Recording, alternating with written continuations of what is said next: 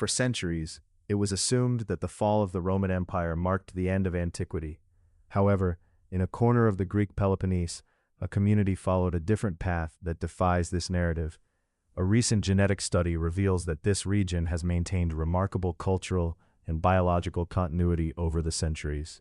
Before continuing, do not forget to subscribe to our channel and give like to this video. Your support is fundamental to continue sharing interesting content about history and genetics. Let us discover together the secrets of this Greek community. The study, led by researchers from the University of Oxford, shows that the inhabitants of the Peloponnese have a direct genetic connection with the Greek populations of the Bronze Age. This continuity is surprising, since it was thought that the classical world had been left behind after the fall of Rome. It is not a legend or a local myth. Genetic tests corroborate what some medieval sources claimed more than 1,000 years ago, despite the skepticism surrounding these accounts. This leads us to consider how history can be written differently in forgotten places. In the 10th century, a Byzantine emperor described these inhabitants as direct descendants of the ancient Hellenes. He claimed that they maintained pagan religious practices long after the arrival of Christianity. This claim was seen as exaggerated, but new findings suggest that it was well-founded.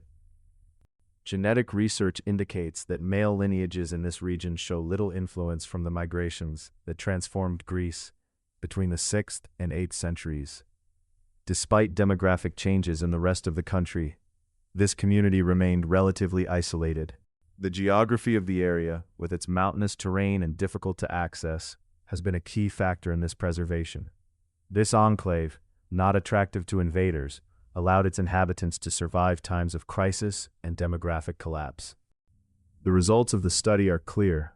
More than half of men today are descended from a single male ancestor who lived in the 7th century. This indicates an extreme genetic concentration, typical of communities that have experienced long periods of isolation. In addition, research reveals that female genetic diversity is considerably greater, connecting the population to various regions of the Mediterranean and beyond.